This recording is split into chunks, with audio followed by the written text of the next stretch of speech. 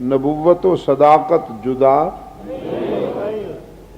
نہیں ہو سکتی، نبوت و صداقت جدا نہیں ہو سکتی۔ حاسدین سر پیٹ لیں، سروں میں مٹی ڈالیں، زنجیر مار مار کے خود کو لہو لہان کر دیں، مگر نبوت و صداقت جدا۔ جناب صدیق اکبر رضی اللہ تعالی عنہ عرض کرتے ہیں اللہ کے رسول اچھی بات ہے، تو پھر چلیے میرے آقا اپنے رفیق کو ساتھ لے کر مکہ سے روانہ ہوتے ہیں، اور صدیق اکبر فرماتے ہیں آج تو کملی والے کے آنسو تھمتے نہیں تھے، بیت اللہ کی طرف بار بار دیکھتے تھے اور آنکھیں برستی تھی۔ فرما رہے تھے میرے دادا کے بنائے ہوئے اللہ کے گھر تجھ سے جدا ہونے کو جی نہیں چاہتا، لیکن کیا کروں مکہ کے باشندے میرا رہنا گوارا نہیں کرتے۔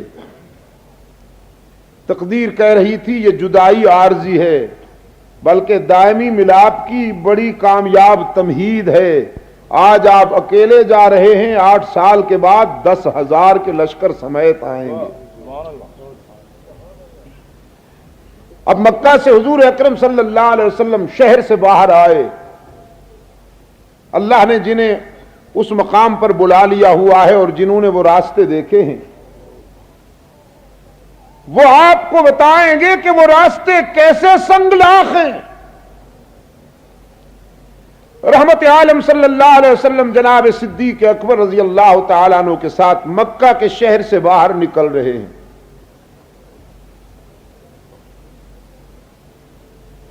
ایک مشرک آتا ہوا حضرت صدیق اکبر سے پوچھتا ہے یہ دوسرا آپ کے ساتھ کون ہے؟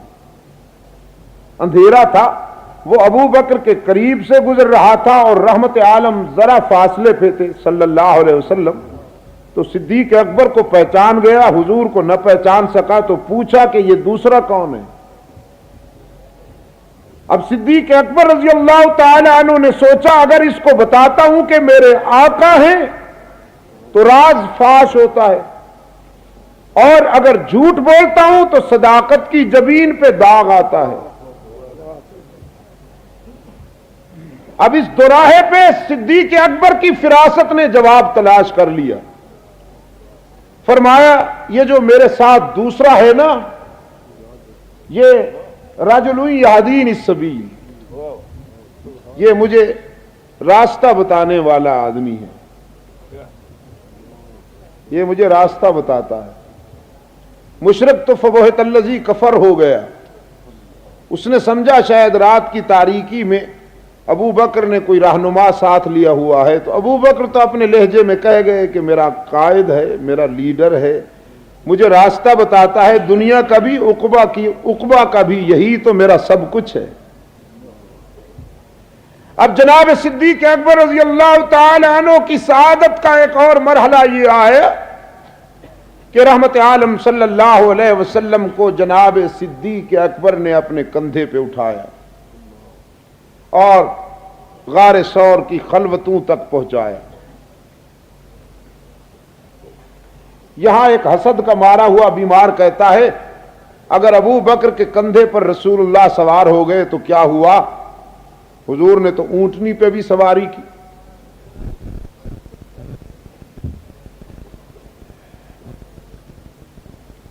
میں کہا کرتا ہوں حضور نے جس اونٹنی پہ قدم رکھا وہ اپنی جنس میں ممتاز ہو گئی، قیامت تک کوئی اونٹنی اس اونٹنی کے مقدر کا مقابلہ نہیں کر سکتی جس پر رسول اللہ نے سواری فرمائی۔ تو جنس انسانی میں سے جس انسان کے کندھوں پہ رسول اللہ نے قدم رکھا وہ بھی قیامت تک کے لیے ممتاز ہے۔ قیامت تک کے لیے کوئی انسان اس انسان کی عظمت کا مقابلہ نہیں کر سکتا جس کے کندھے پہ رسول اللہ نے سواری کی۔ غار تک پہنچے ہیں اور جناب صدیق اکبر رضی اللہ تعالیٰ عنہ عرض کرتے ہیں آقا پہلے میں ذرا دیکھ لوں غار کو، تسلی کر لوں، تو پھر آپ تشریف لائیے۔ میں بات بہت مختصر کروں گا۔ جناب صدیق اکبر رضی اللہ تعالی عنہ نے غار کا جائزہ لیا، جو سوراخ نظر آئے انہیں کپڑوں سے بند کیا۔ پھر ایک سوراخ ایسا تھا کہ وہاں اپنا پاؤں رکھ دیا، اس کو بھی بند کر کے بیٹھے، اور اب رحمت عالم کو دعوت دی کہ تشریف لائیے۔ تقدیر مسکرا رہی تھی کہ جب تک ابو بکر جھاڑو نہ دے رسالت نہیں آتی۔ غار ہو یا انسان کا دل ہو، پہلے صداقت کے چراغ جلاؤ گے تو نبوت قدم رکھے گی، جب تک صداقت نہیں آئے گی رسالت قدم نہیں رکھے گی۔ سرکار دو عالم صلی اللہ علیہ وسلم تشریف لائے اور جناب صدیق اکبر کی گود میں سر رکھ کے سو رہے۔ ابن حجر کہتا ہے صدیق اکبر کی گود میں نبوت کا چہرہ اس طرح لگ رہا تھا جیسے رحل میں قرآن کا نسخہ کھلا ہوا۔ اب یہ تنہائیوں کے لمحے، ان کا کوئی بدل ہو سکتا ہے دنیا میں؟ پھر اسی مرحلے پر ایک سانپ نے جناب صدیق اکبر کے پاؤں کو ڈس دیا۔ بتقاضۂ بشریت زہر کے اثر سے جناب صدیق اکبر کی آنکھوں سے پانی ٹپکا اور رحمت عالم کے چہرہ انور پہ گرا۔ حضور اکرم صلی اللہ علیہ وسلم نے پوچھا ابو بکر کیا بات ہے؟ الفاظ یہ ہیں کہ ما یبکی کا یا ابا بکر، لم تبکی نہیں ہے، آپ کو کس نے رلایا ہے میرے یار؟ تو صدیق اکبر جواب دیتے ہیں لدغنی حیۃ، آقا سانپ نے ڈس لیا ہے۔ رحمت عالم صلی اللہ علیہ وسلم نے فرمایا ابو بکر دشمن دو محاذوں پر ڈٹا ہوا ہے، یہ جان لینا چاہتا ہے، کچھ غار کے دہانے پہ کھڑے ہیں وہ ایمان کے دشمن ہیں، یہ جان کا دشمن ہے۔ اس جانی دشمن کے حملے کا علاج تو میری اپنی ڈسپنسری میں ہے۔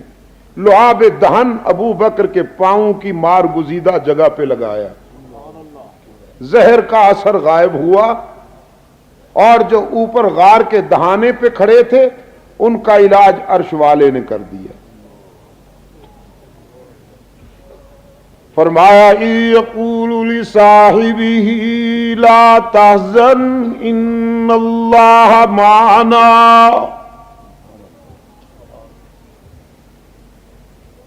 جب وہ اپنے رفیق سے کہہ رہے تھے کہ گھبرائیے نہیں خدا ہمارے ساتھ ہے، اذ یقول لصاحبہ لا تحزن۔ کراچی کے عزیز دوستو، دو مقامات ہیں قرآن پاک میں جہاں پیغمبر نے اپنے ہم نشین کو صاحب کہا۔ ایک جیل کی خلوتوں میں حضرت یوسف نے اپنے ہم نشینوں کو صاحب کہا تھا، اور ایک غار ثور کی تنہائیوں میں رحمت عالم صلی اللہ علیہ وسلم نے اپنے یار غار کو صاحب کہا۔ لیکن دونوں مقامات پر قرآن پاک نے امتیاز واضح کر دیا۔ جب حضرت یوسف علیہ السلام اپنے ہم نشینوں کو صاحب کہتے ہیں تو ان کی رفاقت کو سجن سے منسوب کرتے ہیں، فرماتے یا صاحب السجن، اے جیل کے رفیقو۔ لیکن جب رحمت عالم صلی اللہ علیہ وسلم اپنے یار غار کو صاحب کہتا ہے تو ان کی رفاقت کی نسبت غار کی طرف نہیں جاتی، نبوت کی طرف جاتی ہے۔ ارشاد ہوا اذ یقول لصاحبہ لا تحزن، لصاحب الغار نہیں فرمایا۔ جب اس نے اپنے دوست سے کہا گھبرائی نہیں، جو حضرت یوسف کے ساتھ بیٹھے تھے قرآن پاک نے ان کی رفاقت کو سجن سے منسوب کیا۔ اور جو غار ثور میں محبوب کو گود میں سلائے ہوئے ہے، اس کی رفاقت کو قرآن نے نبوت اور رسالت سے منسوب کیا، چونکہ حضرت یوسف کے ہم نشینوں کی رفاقت وقتی اور عارضی تھی، جیل تک محدود تھی، وہ کچھ دنوں کے بعد حضرت یوسف سے بچھڑ گئے، اور جو غار ثور میں محبوب کو گود میں سلائے ہوئے ہے، اس کی رفاقت دائمی تھی، ازلی اور ابدی تھی، وہ کل بھی ساتھ تھا، آج بھی ساتھ ہے، حشر میں بھی رسول اللہ کے ساتھ ہوگا۔ صدیق اکبر حشر میں بھی رسول اللہ کے ساتھ ہوگا، وَلَوْ كَرِهَ الْمُنَافِقُونَ۔